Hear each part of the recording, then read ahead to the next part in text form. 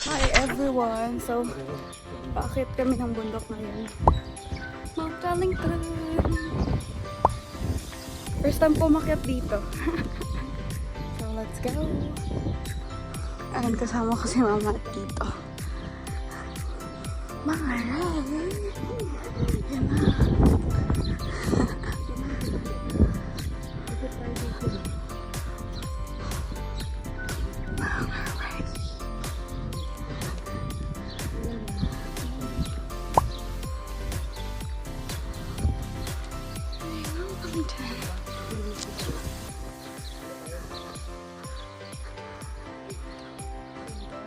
May daanan doon.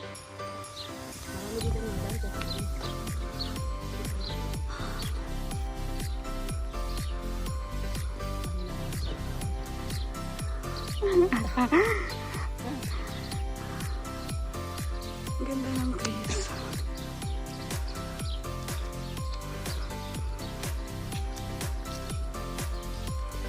Super pretty, guys. Yan. Ang ganda, puro bundok talaga dito. Ay, puro damo-damo, no?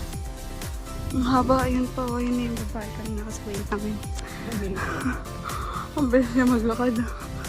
Ito, meron din daanan dito, pero nakaklose na. Ganda. Ang lamig. Lamig sa balat. Doon, ayan, doon.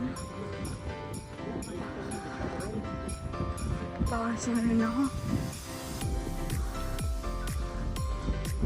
Yun yung baba ko kanina. Nag-shortcut sila, guys, ah.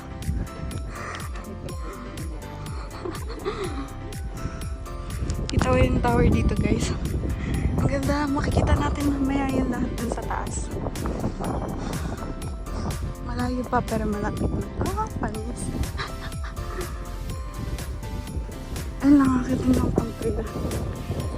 Super windy dito, guys. So, maririnig nyo naman. Ayun na sila, guys. So, yung nag-shortcut kanina. Kami dito pa lang. Pakit talaga. Alam mo, maganda dito, guys. Wait lang. Kita nyo yung another bundok dun, oh. Tapos, ayun, may mga dogs. Ang cute! Kita niyo ba yun, guys? May mga dogs.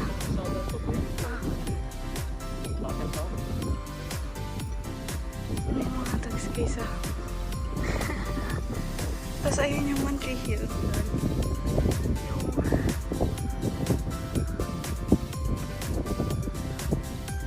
diba? Ayun si mama, guys. Naiiwan na siya sa likod. Super haggard na. Dito pa lang kami sa baba. Di pa masyadong mataas yung nakakit namin. Super power, super init dito sa Auckland ngayon, guys, kasi summer na, ayun. And yung Christmas dito is summer. Kaya super init. Sa iba, ano diba, winter, ganun. Super hinihingal na person na to. Kita nyo ba yung background ko, guys? Super ganda, you know? Yung cloud. Ang ganda, diba? Tapos mamaya makikita natin yung lahat. Tignan nyo to, guys. Ayan, guys. Ito yung Glen Innes, guys. Part na to ng Glen Innes. So, super ganda rin. Tanaw mo dito. Glen Innes. Guys, akala ko ang lapit na. Akala ko ang lapit na. Layo pa pala. Diyos ko. Ito na yung view na nakikita ko ngayon, guys. Super pretty. Kita mo lahat. Good exercise din to. Ayun, guys. Wow.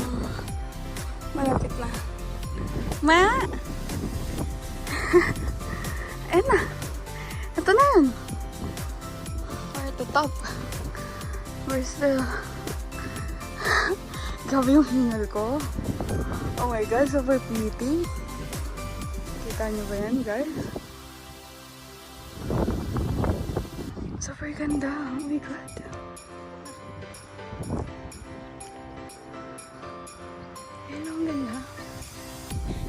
Super ganda, ha? Look, tataas daw siya dun. Ayun, ha? Tingnan natin mamaya. Ay, picture naman dito, guys. Buwis buhay na picture, pero ganda. Pretty. Diba? Guys, nandito na kami sa taas. I mean, di pa taas. Ayun pa yung taas. Saan tayo dadaan? Dito o doon? Dito? Dito? Same lang? Ano yan to?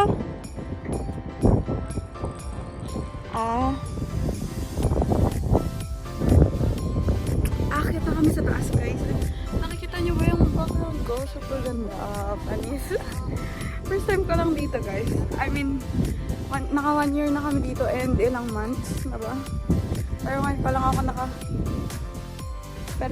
ako nakapunta dito. 1 year. So, ayun ang ganda, guys. Ayun, taas. Tao. So, ayan, ito na naman akit natin. Itong train na to, guys. Perfect.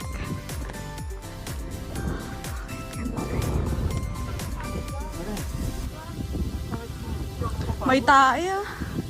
Proof. May popsicles. Yung kabandaan. So, yan, akyatin. Nakakapagod. Very pretty.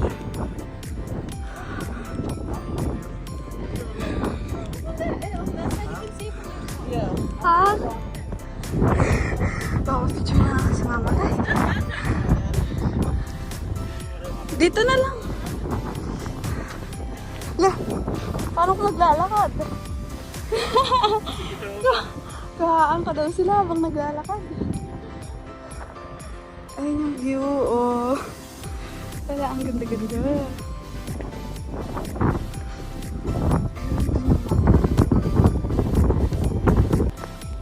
Hi guys, we are nearly there.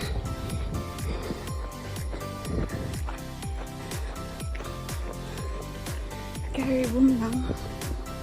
Hindi na lang. Yay.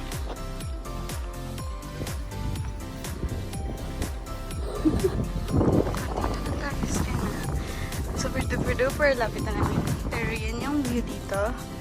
On the other side. And super pretty. May papakita ko sa inyo kasi yung itong pababa na yan. Like parang meron dong railings na pwede mo makita kung gaano kalalim yun. Ayun, pero titingnan natin dun. Kapag andun na tayo, feel ko mas maganda yung view dun. So, ayan. Ito pala guys, so mas kapag dito. Ang ganda niya, oh. Super pretty, diba? See? Ayan yung railings na sinasabi ko sa inyo guys. Like, ayan. Tapos makikita mo yung view na yun. Super pretty nga. Pero ayan, ito, konting-konti na lang. Then, makikita na natin lahat sa tuktok. Napakasaya kasi dati nakikita ko lang mga taong umakyat dito. And now, andyan na ako. So, ganda. And may dog doon guys. Nakita nyo ba? May dog, ang cute. Hindi kaya siya napagod. Exercise siya dito. Ito na yung parang tuktok talaga nito. Indication na nasa taas ka na. So, ayan. We are now here. Yes. Yes, finally.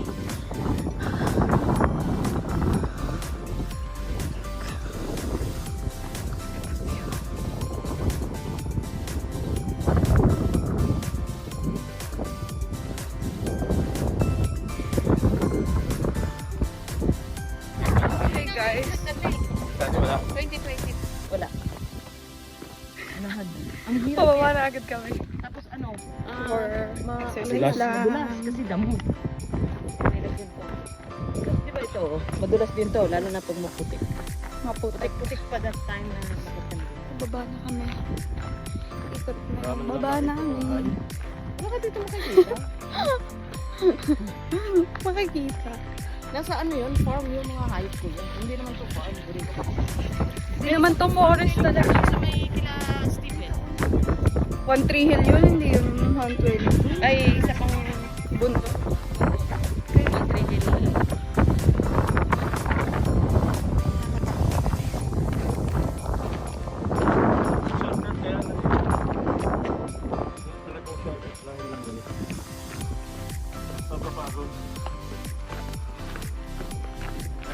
Ayan yung lagoon, no, ma. Ayan yung blue lagoon. Sa likod lang ka. Ayan na guys, so yung maganda. Saan ba tayo ito? Punta.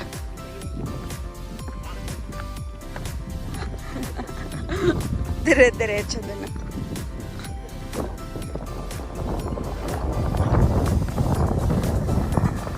Ayan na guys, so yung kanina. Ang ganda dito guys. Ayan na, ganda. Diba? Hindi siya, ano. Pero kasi nga nakakatakot parang mahuhulog.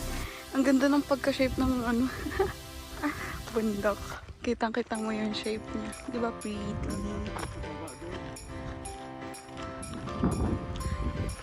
Pretty lang. Meron pa.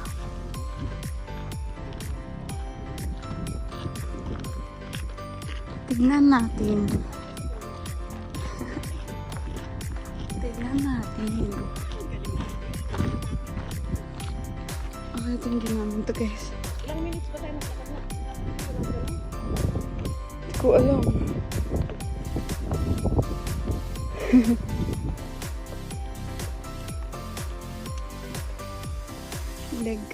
Leg day.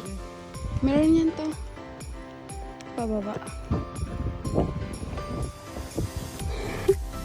Hala, nag-experiment. Pababa. Ayun si Tito Goy. Ito parang ito pangalawang buntok. Whew! Pagod. Exercise. Di ba meron? Ang ganda to. Meron, oh. Oh.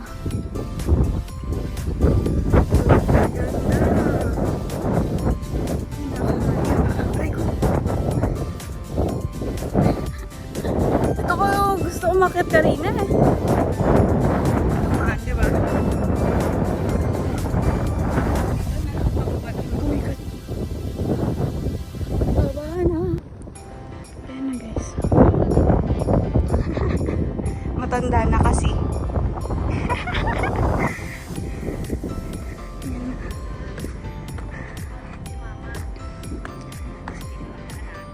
Eh di ba sabi mo kay Papa dati matanda na siya kaya nahuhuli siya. Okay, last view, oh, diba? Last sneak peek. Punta kayo dito guys, super pretty. Oh, diba? Kita niyo lahat dito, as in lahat. So, papaba kami, doon kami dadaan. Kanina dito kami dumaan pababa. I mean, sinapunta niya. Ayun naman doon kami. Tara! Guys, pababa na po kami. And ayan, super saglit lang namin sa taas kasi sobrang maaraw pa rin kahit gabi na dito guys.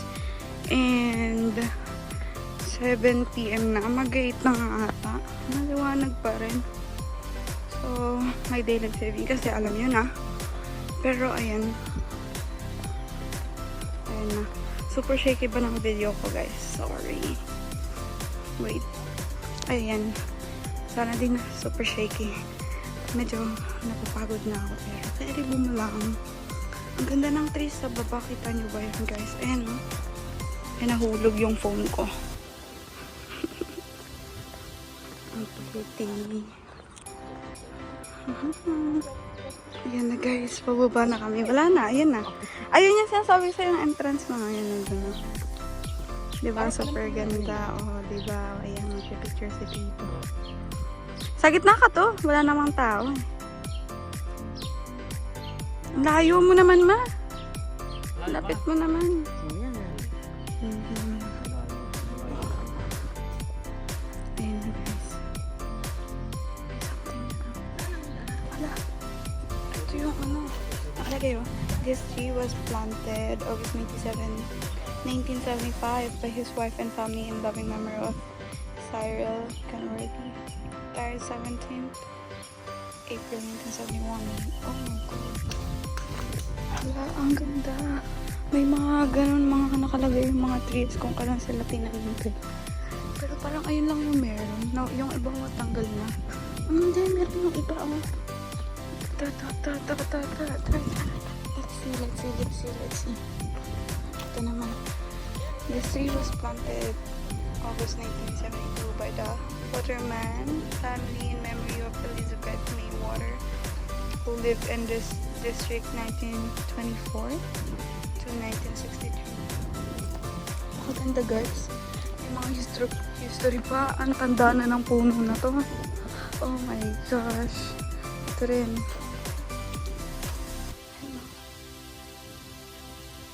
Diba ang tanda na ng mga trees. Napaka ano. So ayan, pababa na kami. And labas na to is sa ano na. Ang tawag dito. Doon na rin. Iikot lang kami. So ayan. Ito yung papakita ko sa inyo guys. Ito yung entrance dito. May nakalagay dito something eh. Papakita ko sa inyo. Bubuma. Tapos dito ko mag-picture. Dito tayo sa kabila. Dito yung sidewalk. Yan na guys. Pauwi na kami. May papakita ko sa inyo. Nakita ko. Pwede din.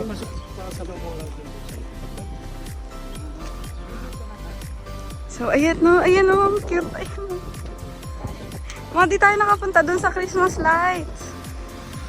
Ayan o. Cute. Christmas. See? Kiara! So, ayun. Dito ko na-end yung Mount Wellington vlog ko, guys. And I hope to see you on my next vlogmas. And see you on my next vlog. Don't forget to like and share this video. Bye! Thanks for watching!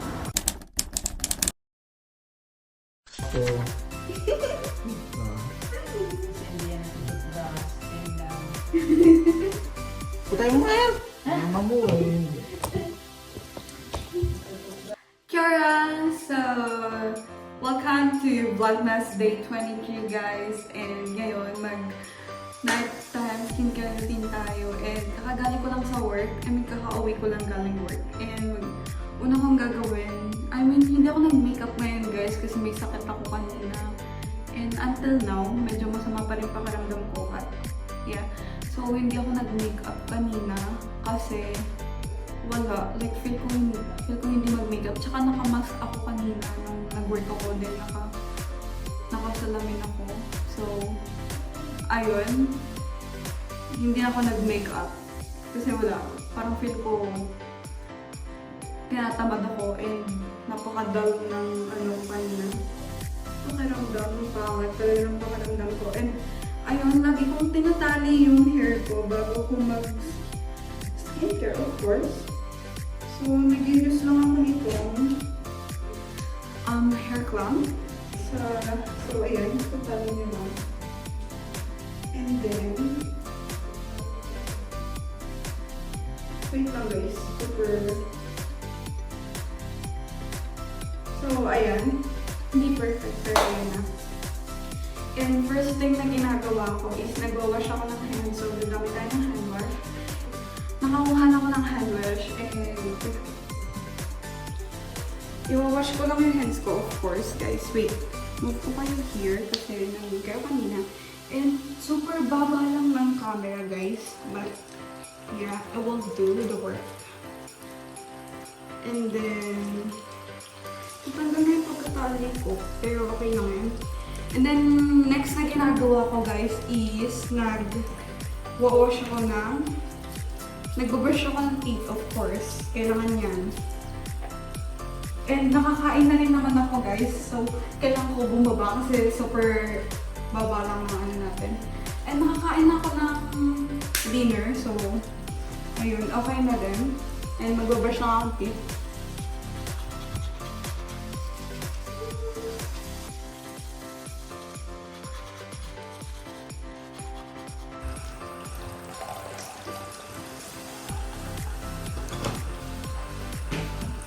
So, ayan guys.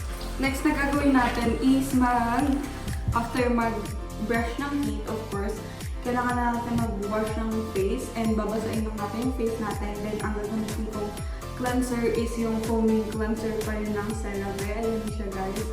Ito yung ginagamit ko AM and night. So, this is best for oily skin. So, ito yung ginagamit ko. So, saglit lang.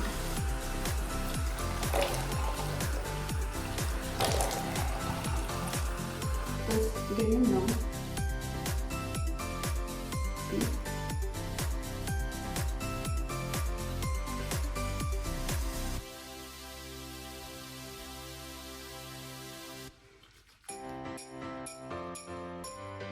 Massage nyo lang sa face nyo for like 1 minute.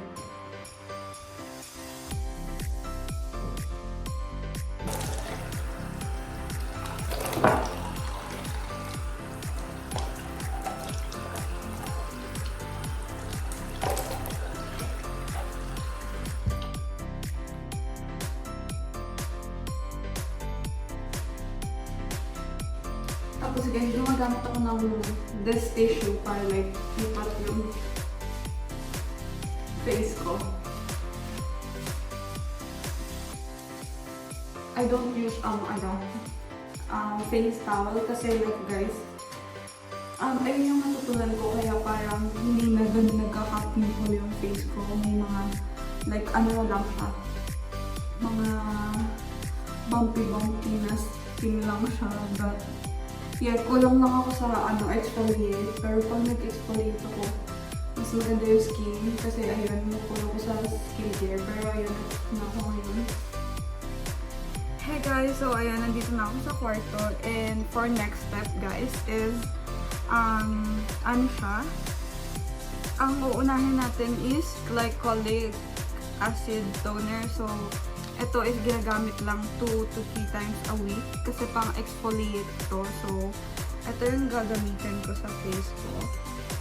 And may 2.5% na glycolic acid siya. So, medyo matapang siya. Kaya, need siya gamitin ng 2 to 3 times a week lang. And, ilalagay nyo lang siya sa cotton pads. I have this cotton. So, ayan, ilang pumps lang.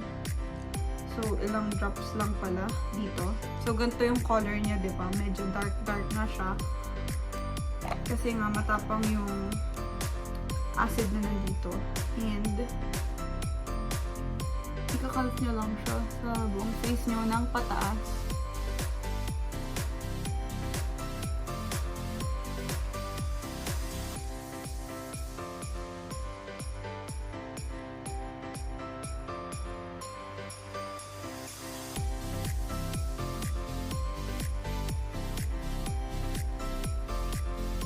Next step natin is, wait, nakalimutan ko maglagay. So, ito muna pala yung inuuna ko guys, kapag after ko mag-cleanser. Ito, yung dermal na lip balm ko. Syempre, para smooth na agad yung lips natin after. Like, after mag-skincare, ganun.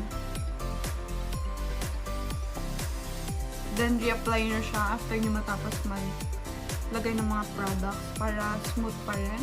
Ganun. And next na gagamitin ko is itong Advanced Nail 96. Using Power Essence ng course. Ayan.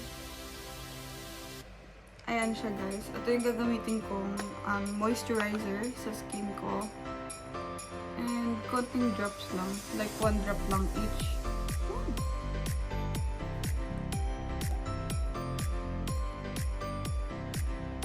And, syempre, ano nyo lang dun siya. spread nyo siya dyan. Revolution glycolic acid na pang ang tawag dito, pang exfoliate. Best siya for exfoliate. And of course, mas best yung Paula's Choice, pero salicylic acid yun. And itatry ko rin yun, pero kasi may mga bump pa sa skin ko guys, kita nyo ba yan? Pero like super liit. Kaya hindi siya halata sa camera, pero mayroong mga bumps sa skin ko. And ayun. So, ang next na gagamitin natin is La Roche-Posay Effaclar Duo. So, ito. Ito na yung next. Ginagamit ko to day and night. So, lalagay lang kayo dito. Pero yung iba guys, sa pimple lang nila nilalagay. Pero kasi, ayun nga, like, bumpy yung skin ko. Like, may mga maliliit talaga siya na pimple, ganun. So, like, parang lahat na nalalagyan ko. Pero konti lang ilagay nyo guys. Like, konting Effaclar Duo lang. So, pinaka-best to. So, isearch nyo to guys. Maganda yung effect niya. And, sa iba kasi, kita na agad yung effect mga 2 to 3 weeks lang. Pero as long as na gagamitin nyo siya, like consistent yung paggamit nyo, mas better. So, ayan. Ayan, kita nyo guys, may pimple ako dito. And dito sa side. Ayan, ang dami. Pero ano na siya, like mark na lang siya. Wala na siyang ano. So, ayan. Next na, second to last na to guys, is itong ano pa rin, milky castor oil ng Retrobea. Ito yung ginagamit ko. Milky castor oil from Retrobea, of course. And dito ko siya nilalagay sa middle finger ko. So, lalagay lang tayo ng konti. Yung sasakto sa both eyebrows, and konti lang naman yung lalagay natin dito sa may eyelash natin. Sa eyelash ko. Sa eyelash ko guys. So, konti lang yung nilalagay ko sa eyelash ko. And, ayan.